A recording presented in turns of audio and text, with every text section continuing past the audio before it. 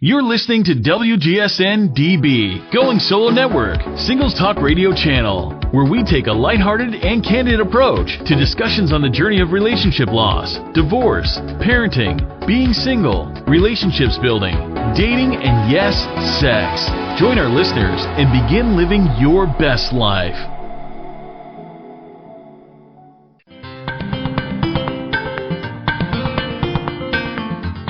Hi, everybody, and welcome to the Bruce Starr Show, the relationship coach, the relationship builder.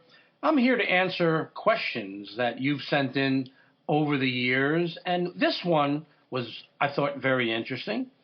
The subject was, after champagne, things got romantic. And again, I had a room on America Online from the year 1993 until 2003. I had over 6,000 intimate, detailed conversations with people from around the world. I would open up a room called Relationship Coaching, and people would just come in, and I learned so much from them. And this was a very interesting discussion that we had with a lady named Deborah.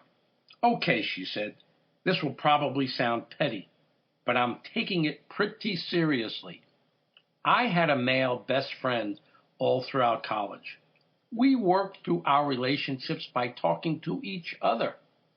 I graduated a year earlier than he did, and we have kept up on the phone or via internet this past year, about 12 times per month. And then she said, I bet you know where this is going. And actually, I didn't. She continued, when he came up to visit over spring break, we had a great time together. After a bottle of champagne the night he left, things got a little romantic. I had never looked at my friend in any sort of romantic way before, and suddenly I can't stop thinking about him. We've written once since then. It was about 2 weeks ago, and haven't talked about it since. I think we're both unsure about what happened, and I know that I am very concerned about having blown a very valuable friendship. All the lines have gotten blurry, and I don't know how to proceed. Help, she said. Well, I asked her, how would you like to see the relationship in the future? Because that certainly has a lot to do with it. She responded, well, I always said Ben was the perfect man to all my friends, but I was in love with someone else at the time and was trying to set him up all the time. I think I would like to have a more romantic relationship with him. I know he's trustworthy, funny, and very intelligent, but he has always been just my friend. I guess I would like things to get more serious, but... And she stopped right there. And then I said, he may feel the exact same way you feel, unsure about how you are taking it. Do you know how to end that?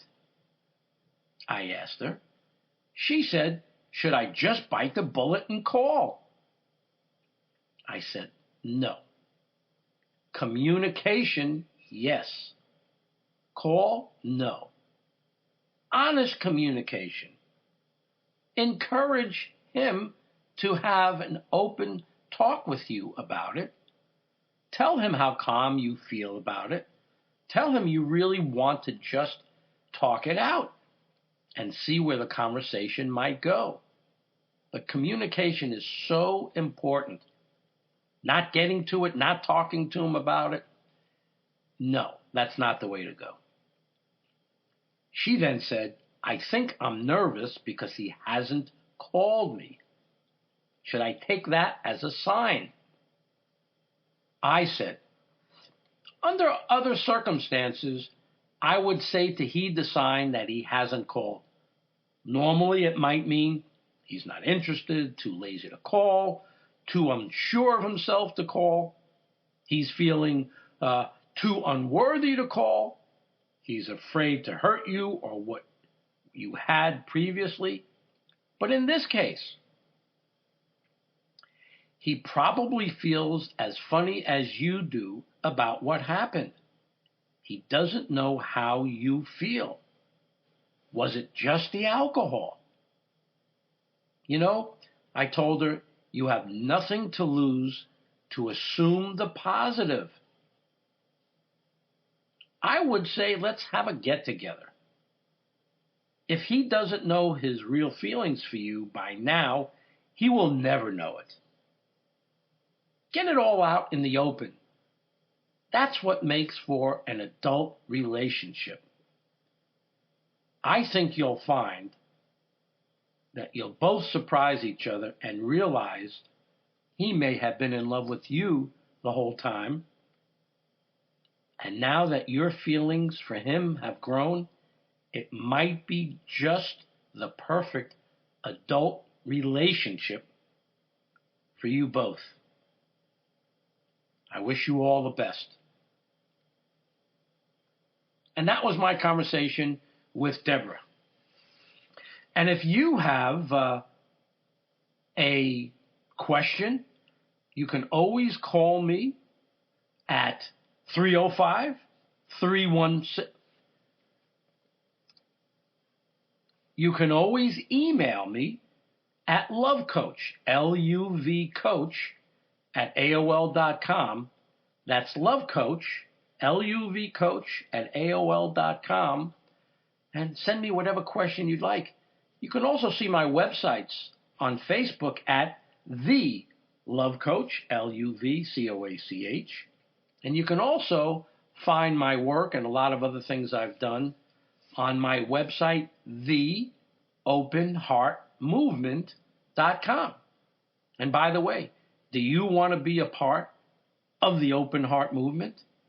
Contact me, and let's put a bunch of people together that want to be a part of the Open Heart Movement. Let's take a break for these brief but important messages, and when we come back, more questions for the Love Coach. Hello, everybody. This is Madam Coach Correa, Love and Pillow Talk WGSN-DB radio show. Join me every Wednesday night at 9 p.m. Eastern and learn about love relationships and how they relate to your soulmate. And welcome back to the show, everybody.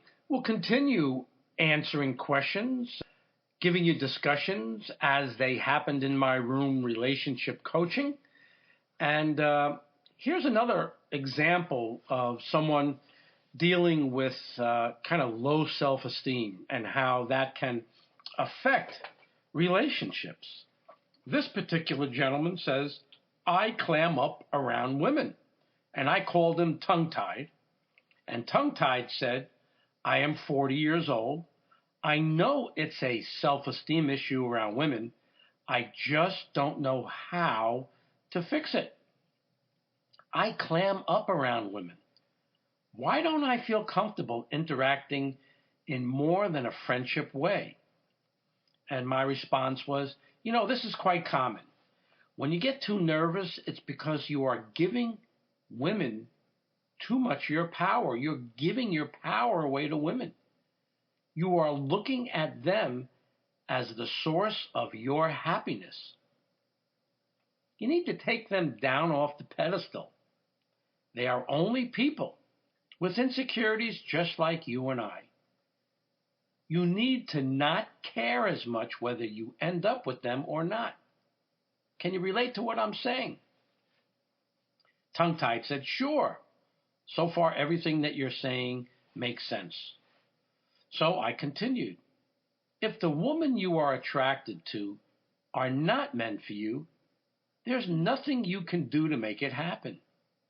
If they are meant for you, there's hardly anything you can do to prevent you two from coming together. So my advice to you is relax with women. Just have fun. Relax. Don't treat it so special, so important. Don't treat them so special or so important. And tongue-tied responded by saying, now that's something I don't think I ever thought about. I said, look, just have fun with people. Have fun with the ladies. One way to break the ice is play a role when you're with them. Pick out a character you respect. James Dean, for instance, or the Fonz, whatever it is for you. What made them so cool and quiet, intense, so confident? They didn't care so much at first whether the girls liked them or not. He liked him. This is what women want. Women want self-assured, self-confident men. The most popular women want men who don't care so much whether it works out or not. They appreciate men more who don't need them but want to be with them. Tongue-tied said, is there anything I can do to maximize my chances of getting further than just a few dates? I said yes. One major key to success, to getting a relationship off the ground, is to resist sharing your feelings with them too early in the relationship. Resist sharing your fears. I believe it is too jarring to the senses to hear how others feel about you or how you feel about them too soon. Most people aren't interested in hearing how others feel about them so soon into the dating. They prefer to allow feelings to grow slowly and realistically. I said, try these things with someone you date who doesn't really, do it for you. See if it works. Practice on them. One thing is for sure. You need to break up the way you are doing it, since the way you're doing it isn't working for you. We'll be right back. Hi everyone, this is Lisa Copeland, the host of the You Can Find Love After 50 show. You can catch my show on Monday nights at 9 p.m. Eastern, 8 p.m. Central, where we'll talk about how you can find love after 50 on the WGSN-DB Going Solo Network. Welcome back to the show, everybody. My name is Bruce Starr, the relationship coach, relationship builder. And in this segment of the show, we are answering, well, I shouldn't say answering questions. I am telling you about columns that I've done over the years and the problems that have been presented when I was opening up a room on America Online from the year 1993 to 2003 and dealing with people's questions. And on this particular day, I heard from a lady named Dana, and she said to me, he stood me up on Thanksgiving. She said, I'm having a problem with a guy who's inconsistent. He gives new meaning to hot and cold. I think I have the answer. I just don't want to accept it. He's 6 years younger than me, which makes him 34 and her 40. We've been talking for about a month or so online. We were supposed to meet on Thanksgiving. I got stood up. He called that Saturday wanting to come over.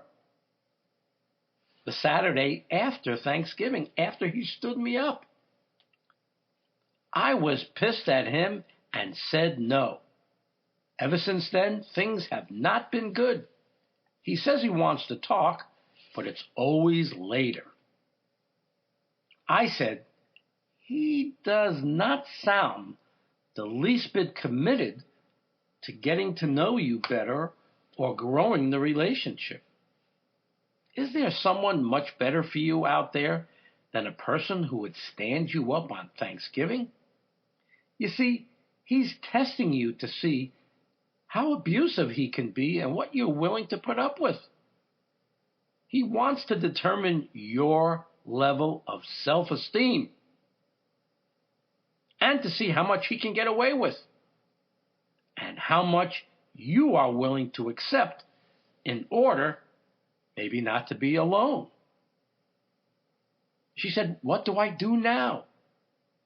I said, Dana, I would move on with your life. This man has shown you enough of what he's made of. For anyone to stand someone up on Thanksgiving is beyond. Have faith that there is someone out there who will care a lot more for you.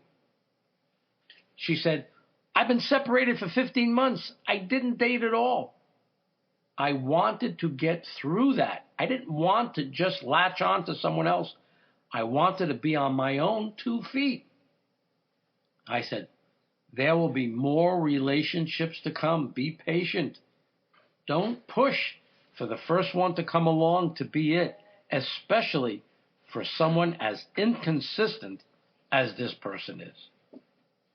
Well, thank you for being on my show with me, everybody. Thank you for listening in. My name is Bruce Starr, the relationship coach, the relationship builder. I look forward to hearing your questions in the future. Email me at luvcoach@aol.com. Have a great day, everybody. Speak to you again soon.